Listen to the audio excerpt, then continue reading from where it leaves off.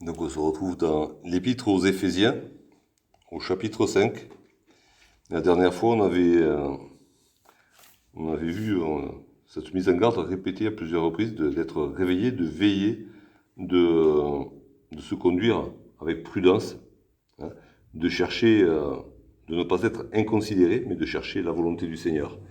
Des, des, euh, des appels à la prudence, à la vigilance, et aussi un appel à chercher la volonté de Dieu aussi.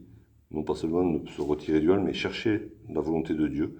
Et aussi un avertissement de ne pas nourrir nos conversations de ce qui est péché. Il y a ce verset 12, hein, il est honteux de dire ce qu'ils font en secret. Alors, quand il faut dénoncer, oui, il faut mettre en lumière le péché, mais une fois que c'est fait, on passe à autre chose. Hein, et il en sera encore question ce soir. Et donc, je propose de continuer notre lecture dans Éphésiens, au chapitre 5, à partir du verset 18 jusqu'au verset 21. Ne vous enivrez pas de vin, c'est de la débauche. Soyez au contraire remplis de l'esprit. Entretenez-vous par des psaumes, par des hymnes et par des cantiques spirituels, chantant et célébrant de tout votre cœur les louanges du Seigneur. Rendez continuellement grâce à Dieu le Père pour toutes choses au nom de notre Seigneur Jésus-Christ, vous soumettant les uns aux autres dans la crainte de Christ. Donc, la dernière fois, on avait terminé sur ce verset 17, hein, qui se termine « Ne comprenez quelle est la volonté du Seigneur ». Cherchez à connaître, à comprendre la volonté du Seigneur. Et Paul poursuit en disant « Ne vous enivrez pas de vin. C'est de la débauche. Soyez au contraire remplis de l'esprit. » Donc il y a déjà une affirmation par rapport au fait d'être enivré de vin, hein, c'est de la débauche. Le mot qui est là pour débauche, il est intéressant, c'est en grec il est formé de deux mots, hein, sozo qui veut dire sauver, et un a privatif, donc ce qui empêche d'être sauvé. Et donc c'est pas, ça fait pas, ça, et ça nous rappelle hein, ce qui était dit au verset 6, hein, c'est à cause de ces choses, et il avait été question d'idolâtrie, il avait été question d'avarice, il avait été question de débauche physique et sexuelle, c'est à cause de ces choses que la colère de Dieu vient sur les fils de la rébellion. C'est à cause de ces choses que les gens ne sont pas sauvés. Hein. Et donc, Paul nous le dit d'une autre manière. Le mot débauche qu'il y a, c'est pas le mot débauche qui est aux alentours du verset 6 ou verset 5 et en dessous. C'est vraiment un mot qui veut dire, c'est ce qui fait que, en fait, il y a la condamnation de Dieu. Hein. Et du coup, c'est pas juste que Paul dit il faut pas boire de vin. Hein. Bon, déjà, c'est pas il faut pas boire de vin, mais ne vous enivrez pas de vin. Hein. Et derrière, il dit soyez au contraire remplis de l'esprit. Et du coup, on se retrouve avec ce parallèle qui est fait entre, on va dire, les effets du vin et les effets du Saint-Esprit. Hein.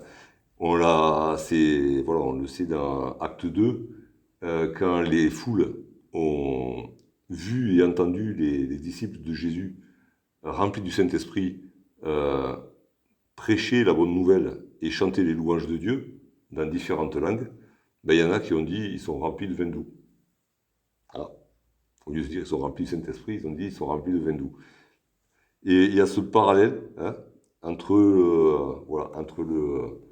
on va dire l'esprit du vin, hein, parce que alors je sais pas si en grec le jeu de mots peut marcher, mais déjà en latin ça marche, et le français vient du latin, mais il y a ce côté où tout ce qui tourne autour de l'alcool, hein, ce sont les spiritueux. Hein. Spiritueux, c'est juste un mot de la même famille que spirituel, et parce qu'il y avait cette croyance que dans les produits de l'alcool, hein, dans les produits distillés, il y avait un esprit qui agissait et d'autant plus qu'on attribuait certaines vertus à certains alcools. Et donc c'était ces esprits qui agissaient dans le corps pour faire certaines choses. Et donc on se retrouve donc entre les spiritueux et le spirituel. Hein, et le fait d'être rempli aussi. Hein, être rempli, être ivre, être sous, c'est être plein. Hein. En français, ça marche. Hein. Être bourré, c'est pareil, c'est être sous. Hein. Être bourré, ben, c'est être plus que plein. Et donc, alors je ne sais pas si Paul a intentionnellement fait un jeu de mots en grec, je ne sais pas si ça marche, mais toujours est-il qu'en français, ça peut marcher, et du coup, ça nous donne quand même une idée de ce que ça doit être. Hein. L'effet du Saint-Esprit dans nos vies, quand même. Hein.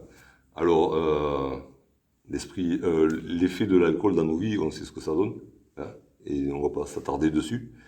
Mais c'est vrai que quelqu'un qui a bu, ben, il n'a pas de barrière, il n'y a pas de filtre, il n'y a rien qui le retient. Même des fois, c'était fait intentionnellement, hein, nos poilus de 14-18, on leur faisait boire un coup de gnôle avant de sortir de la tranchée. C'est pas pour rien. Voilà, il y a ces effets-là de l'alcool qu'on connaît sur le comportement des personnes. Et c'est pas du tout, c'est carrément le contraire de ce qui se passe avec le Saint-Esprit, même si le Saint-Esprit nous remplit de hardiesse, même si le Saint-Esprit est un esprit de force et non de timidité. Hein. Mais ce n'est pas, ce n'est pas du tout l'esprit de l'alcool. Hein. C'est le Saint-Esprit, c'est l'esprit de Dieu.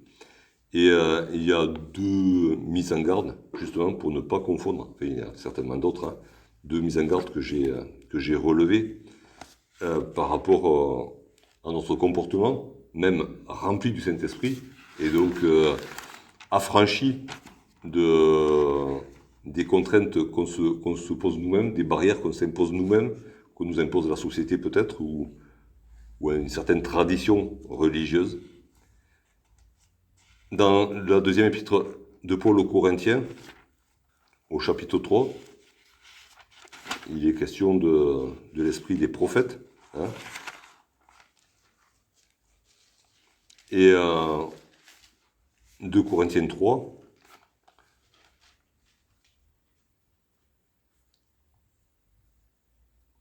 non, c'est pas l'esprit des prophètes, mais voilà, ce que fait l'esprit de Dieu à nous. Or, le Seigneur, c'est l'esprit, et là où est l'esprit du Seigneur, là est la liberté. Hein. La liberté par rapport au péché, la liberté par rapport à la loi. Hein.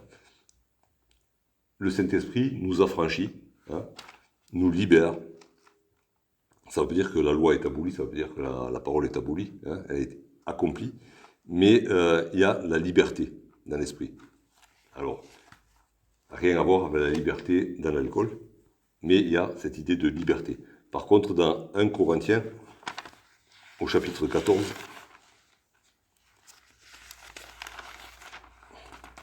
c'est la liberté, mais pas la liberté dans n'importe quoi. 1 Corinthiens 14, au verset 32, les esprits des prophètes sont soumis aux prophètes, car Dieu n'est pas un Dieu de désordre, mais un Dieu de paix. Donc, si le Saint-Esprit libère, le Saint-Esprit donne toute l'attitude pour faire ce qu'on n'aurait jamais pensé pouvoir faire, peut-être, ce que la tradition empêche de faire, ce que le monde, ou on va dire un certain savoir-vivre, empêcherait de faire. Mais Dieu reste un Dieu d'ordre et de paix. Et l'Esprit de Dieu ne va pas aller ni contre l'ordre, ni contre la paix, selon Dieu.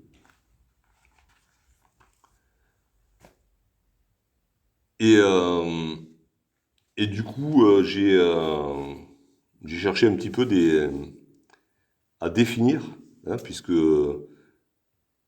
on connaît les effets de l'alcool, hein, à définir ce que les effets de l'Esprit de Dieu. J'ai cherché juste les versets où il est question, où il y a ces mots « esprit de » quelque chose. Et je vous donne juste le listing, hein, mais c'est... après, si vous voulez, je vous donnerai toutes les références. Hein. Et il dit, le Saint-Esprit, c'est un esprit de force, hein, Paul qui le dit à Timothée. Pierre dit c'est un esprit de gloire, c'est un esprit d'adoption, c'est l'esprit de vérité, et c'est Jésus qui le dit 2 fois dans l'évangile de Jean, et Jean le répète dans sa première épître. C'est l'esprit de Jésus, c'est l'esprit du Fils de Dieu, c'est l'esprit de sainteté, c'est l'esprit de douceur, c'est l'esprit de sagesse, c'est l'esprit de vie, c'est l'esprit de foi, c'est l'esprit de grâce. Et si on est rempli de l'esprit, c'est ces choses-là qu'on va manifester. Et face à cette liste, j'ai cherché ce que pouvait donner l'autre esprit. Hein. Non pas seulement l'esprit du vin, mais cet autre esprit dont Paul nous a parlé dans Éphésiens 2, où il dit, nous étions, on va le relire, Éphésiens 2, versets 1er et 2, vous étiez morts par vos offenses et par vos péchés, dans lesquels vous marchiez autrefois selon le train de ce monde, selon le prince de la puissance de l'air, de l'esprit qui agit maintenant dans les fils de la rébellion. Face à l'esprit de Dieu, il y a l'esprit du monde, l'esprit de mort, l'esprit qui agit dans les fils de la rébellion. C'est un esprit de rébellion. Et cet esprit de rébellion, il produit juste le contraire de ce que doit produire le Saint-Esprit. Et à 4 reprises dans le Nouveau Testament, il est question de l'esprit de dispute. Le Saint-Esprit, par tous les qualificatifs qu'on a vus dans cette longue liste, il doit produire dans l'Église l'unité. Une unité entre les croyants, une unité entre chaque croyant et Dieu, une unité entre la tête, Jésus-Christ, et le corps, et l'esprit du monde, l'esprit de rébellion, produit un esprit de dispute. Et dans Philippiens, il est dit c'est un esprit de parti. Hein, c'est pareil, il y a eu des disputes, il y a des partis qui se sont formés, et l'unité est brisée. Alors, veillons, comme nous dit Paul, à être remplis de l'esprit qui, avec tout ce qu'il est, va nous amener à l'unité. C'est lui qui va faire l'unité. C'est pas nos efforts, c'est le Saint-Esprit qui vit en chacun de nous, qui vit dans l'Assemblée, qui va, en nous remplissant, nous unir à Jésus-Christ, nous unir entre nous. Et qui va chasser cet esprit de rébellion, qui va chasser cet esprit de parti, cet esprit de dispute. Mais voilà, l'idée, c'est vraiment d'être rempli comme quelqu'un qui est sous. Hein, au-delà de toute mesure. C'est la volonté de Dieu de nous remplir, à nous de ne pas fermer notre bouche, enfin notre cœur surtout, hein, et qu'on soit vraiment rempli au-delà du raisonnable, de toute manière. C'est pas avec... c'est la sagesse de Dieu, hein, mais au-delà de la raison humaine, soyons remplis du Saint-Esprit. Paul poursuit, « Entretenez-vous par des psaumes, par des hymnes, par des cantiques spirituels, chantant et célébrant de tout votre cœur les louanges du Seigneur, et rendez continuellement grâce à Dieu le Père pour toutes choses, au nom de notre Seigneur Jésus-Christ. » C'est intéressant parce que alors j'ai cherché un petit peu les mots originaux, et entretenez-vous. Je n'ai pas poussé la recherche jusqu'au bout, j'y pense maintenant, mais on va dire la plupart du temps, pour ne pas dire toujours, le mot grec qui est là, c'est parler, dire. Hein, donc, à la limite, c'est faire la conversation. C'est même pas dialoguer, hein. Parce qu'il y a ce verset dans les évangiles où Jésus demande aux disciples de quoi vous entretenez-vous en chemin. Et là, c'est le verbe dialoguer. Alors que là, c'est juste le verbe parler, dire. Et du coup, j'ai comparé les traductions.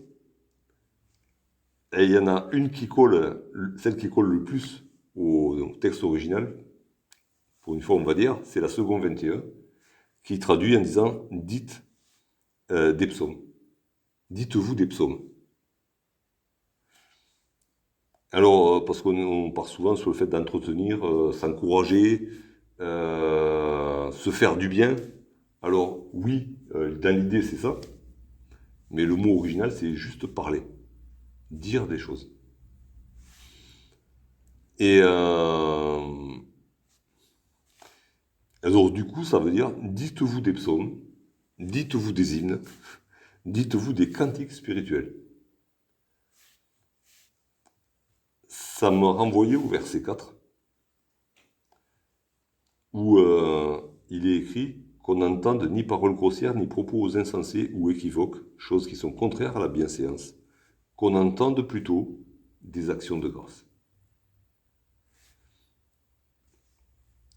Et je pense que Paul développe ici le verset 4. Hein, il dit voilà ce que vous devez vous dire les uns aux autres. Hein. Non pas parler de péché, comme on l'a vu à plusieurs reprises dans les versets au-dessus. Non pas parler de péché, non pas vous salir en parlant du péché, mais vous purifier en communiquant les uns aux autres, en fait, la parole de Dieu, hein, en communiquant entre vous de la louange, en communiquant des cantiques spirituels, donc inspirés par le Saint-Esprit. Dites-vous ces choses-là, entre vous. Que vos conversations soient nourries de psaumes, de cantiques, d'hymnes spirituels, et chantez. Chantez, célébrez Dieu, célébrez les louanges de Dieu de tout votre cœur. Déjà dans votre cœur rempli par l'Esprit, mais allez-y quoi. Que ce soit vraiment le cœur de ce que vous communiquez entre vous. Alors tout ça c'est inspiré par la parole, forcément, c'est inspiré par le Saint-Esprit, mais ça m'amuse un petit peu parce qu'aujourd'hui, entre autres ça m'arrive de temps en temps, j'aime bien faire ça, c'est poser une question, je réponds par une chanson. S'il y a le mot qui vient dedans, ou si dans le mot de la question il y avait le mot d'une chanson, je réponds par une chanson. Et au bout de 2-3 fois, l'autre en face il est fatigué, il rigole, et puis voilà. Mais on a des... Voilà. Communiquer en chantant. Et en chantant les louanges de Dieu. Et ce que soit vraiment... c'est ça qui est au cœur de nos réunions. C'est pourquoi on chante des cantiques. C'est un commandement de Dieu. Et il nous demande de parler entre nous par des cantiques. Alors oui, après, on peut discuter de plein de choses, mais vraiment que ce soit le cœur, qu'on ait ça en tête. Hein, c'est assez original comme entrée en matière dans une conversation, mais que de commencer par chanter des cantiques. On chante des cantiques. On se met sous la conduite de l'esprit, puis ce sont des cantiques spirituels, inspirés par l'esprit lui-même. L'esprit lui-même qui nous rappelle les paroles de Jésus, donc qui nous rappelle la parole. Et du coup, ça nous éloigne de tout le reste. Et ça nous amène à comprendre la volonté de Dieu, comme il était dit au verset 17. Et c'est à faire vraiment de tout notre cœur. C'est pas, voilà, quand on chante, c'est pas juste pour passer le temps, en entendant les retardataires. C'est vraiment pour mettre notre cœur au diapason de l'Esprit de Dieu. On s'accorde sous la conduite de l'Esprit. Et ensuite, on peut... alors oui, Paul, il faisait pas que chanter. Hein. Il prêchait fort en longueur parfois. Mais certainement, ça commençait par des cantiques aussi.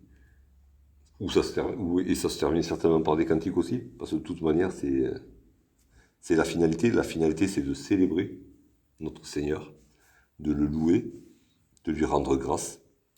Et c'est continuellement, rendez continuellement grâce à Dieu. Au verset 6, il dit que voilà qu'on entende des actions de grâce, mais continuellement. C'est pas... et pour toute chose. Pour toute chose, c'est toute chose, quoi. Celle qu'on apprécie, celle qu'on apprécie moins, celle qui nous contrarie, celle qui nous réjouissent. Toute chose. Alors, rendez continuellement grâce à Dieu pour toutes choses au nom du Seigneur Jésus-Christ. On est toujours sous l'autorité de Jésus-Christ, sous la conduite de Jésus-Christ qui est la tête du corps de l'Église. Et on manifeste cette unité en passant par Jésus-Christ aussi. Il n'y a pas d'autres intermédiaires, d'autres médiateurs entre Dieu et les hommes que Jésus-Christ, qui est notre chef, notre sauveur.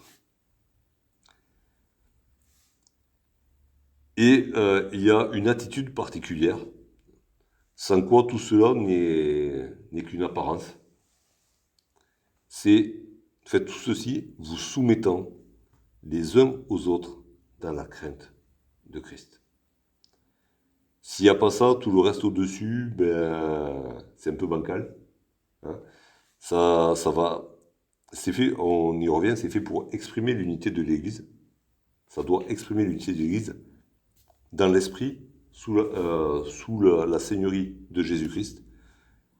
Mais ça, du coup, ça doit se faire dans la soumission, vous soumettant les uns aux autres dans la crainte de Christ.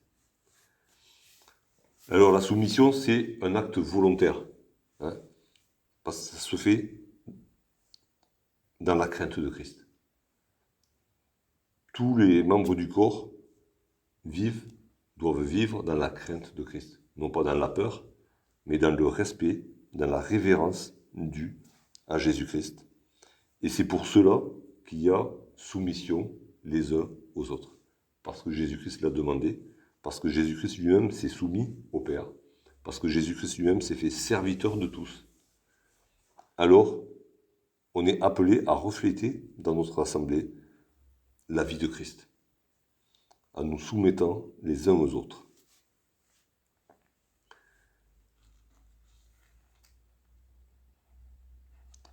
Déjà parce que on l'a lu tout à l'heure, Dieu est un Dieu d'ordre. Et on va retourner dans 1 Corinthiens 14. Et sans soumission, il n'y a pas d'ordre. Si chacun veut être le premier, si chacun revendique, si tous revendiquent la même place, c'est-à-dire celle qui semble la plus attrayante, il va y avoir désordre. Et Dieu est un Dieu d'ordre et de paix. Et dans 1 Corinthiens 14, au verset 33,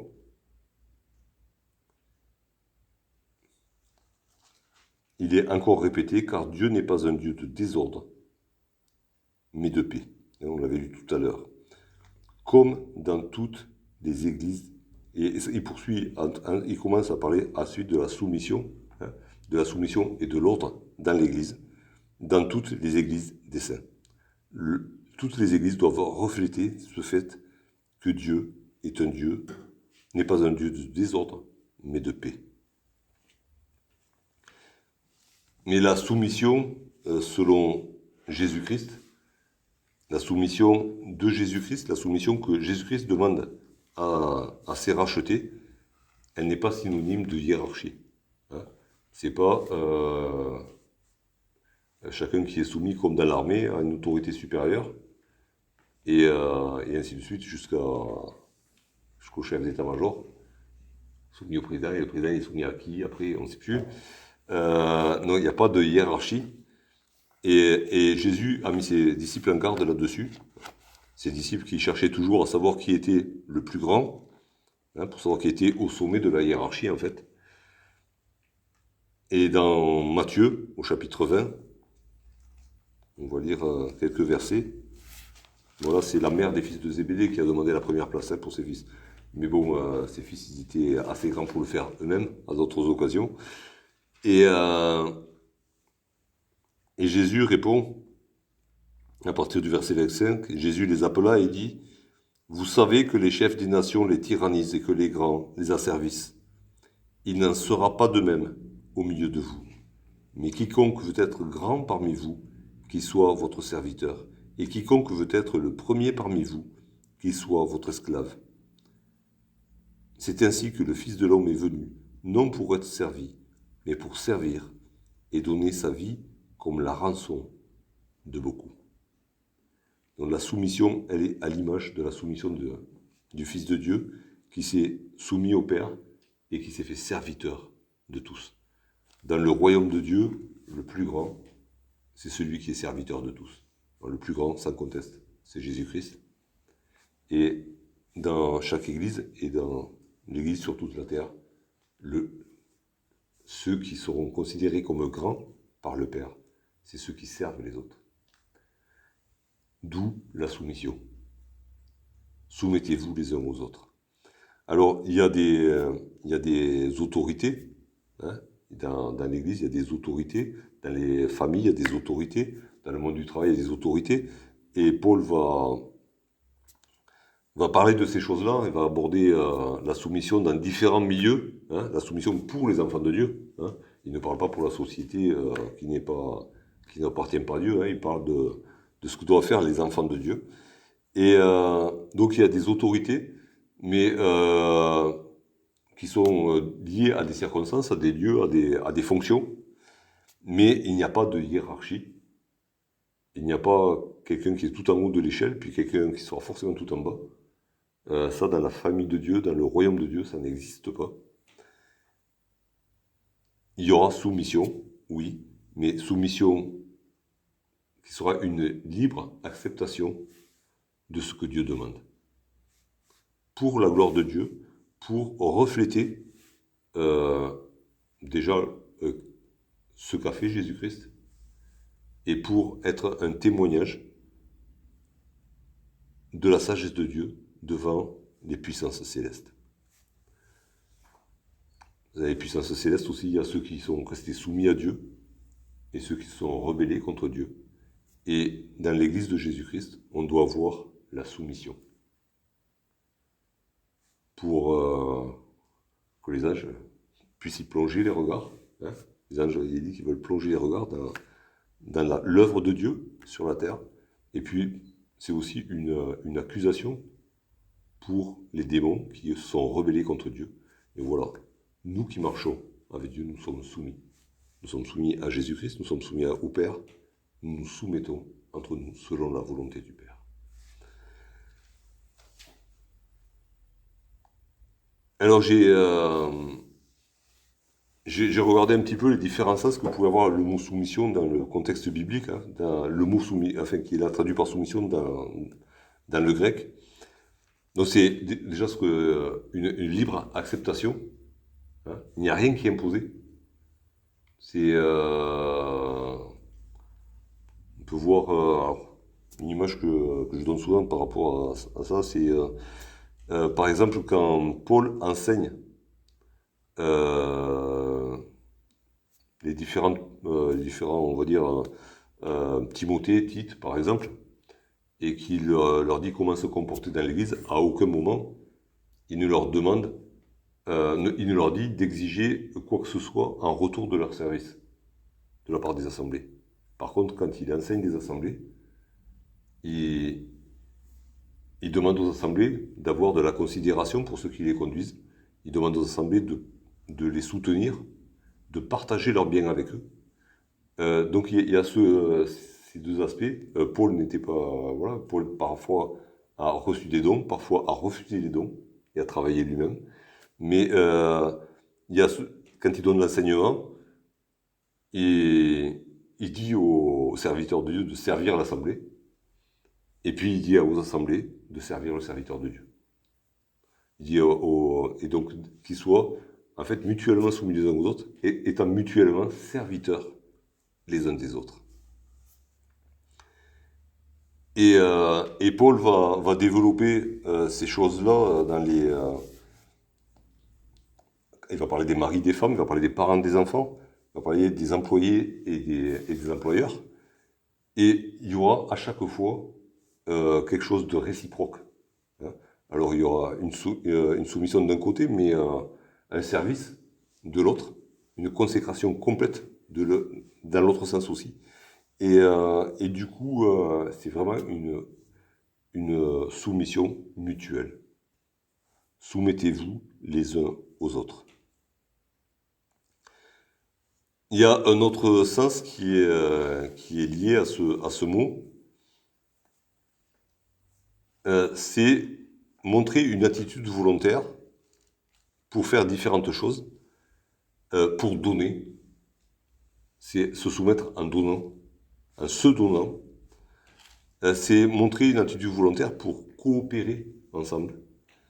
C'est montrer une attitude volontaire pour assumer ses responsabilités. C'est une attitude volontaire pour porter une charge. Et du coup, quand on coopère, dans une équipe, c'est pas toujours on se relaye, pour passer en tête, par exemple, pour aller marquer des buts. C'est tout le monde est au service de chacun pour le bénéfice de l'équipe. Quand on assume ses responsabilités, on a pris des responsabilités, alors que ce soit tout seul devant Dieu ou parce que l'Assemblée nous l'a demandé, ou devant l'Assemblée, on a pris un engagement, mais on se soumet à ce qui a été dit. Quand on se soumet pour porter une charge, on prend le truc sur le dos et on y va, quoi. On accepte la charge qui nous a été confiée. On l'accepte volontairement, et volontairement, on va aller jusqu'au bout. Donc il y a ces sens-là aussi, une action volontaire envers les autres, pour les autres, et par rapport à des choses à faire. Et puis il y a un autre sens qui est donné aussi, et qui marche aussi qu'on pourra retrouver dans les exemples que Paul va nous donner, dans différentes circonstances. Il y a un troisième sens qui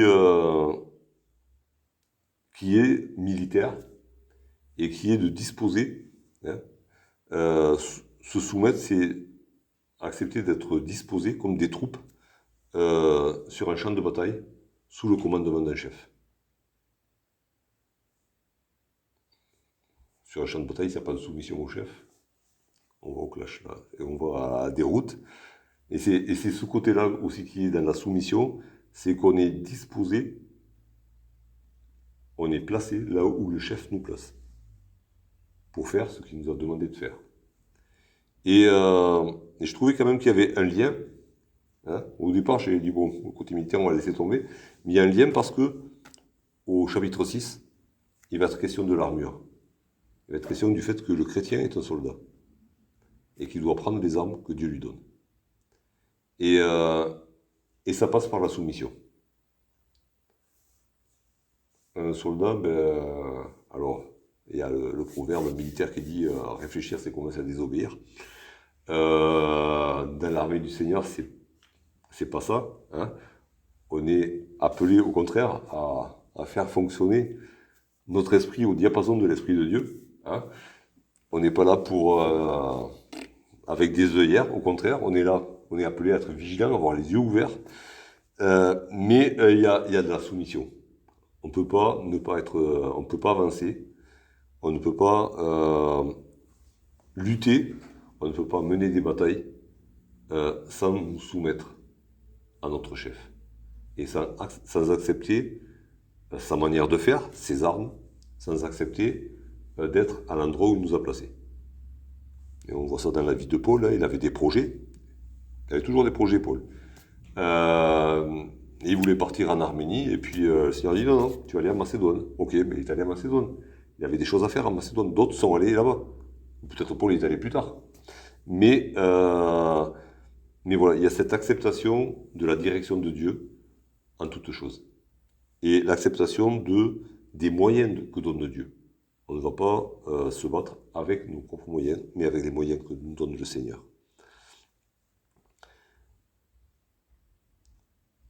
Et donc, en conclusion, on a cette soumission qui est là, qui est centrale, qui va donner du sens à notre vie de louange et nous réunir pour louer le Seigneur alors qu'il n'y a pas une soumission les uns aux autres, ça n'a pas de sens. C'est même grave. Mais ça va donner aussi du sens à toutes nos relations dans nos familles, dans notre couple, dans notre foyer, dans notre vie professionnelle, et puis dans tout le reste aussi, parce que quand Paul passe à parler de l'armure du chrétien, il dit au reste, ça veut dire, bon, j'arrête de vous trouver des situations et des circonstances diverses et variées. Dans toutes les circonstances de la vie du chrétien, il va y avoir la soumission. C'est ça qui va faire, enfin, on va dire, qui est une des caractéristiques du chrétien, c'est la soumission. Soumission dans l'assemblée, soumission au Père, soumission au Fils. Et tout ça dans la crainte de Christ, dans le respect illimité que nous devons à notre Sauveur. C'est ce qui motive notre soumission en toutes circonstances. C'est pas le caractère de celui qu'on a en face qui va nous dire jusqu'où doit aller notre soumission. C'est la crainte de Christ. Alors oui, que le Seigneur nous aide à vivre cette soumission comme Christ l'a vécu, et que du coup notre louange, notre célébration de notre Seigneur, elle soit vivifiée par cette soumission, et que nos relations aussi dans l'assemblée soient vraiment et la saveur de cette soumission, qu'elles aient du goût, parce qu'on est soumis les uns aux autres dans la crainte de Christ.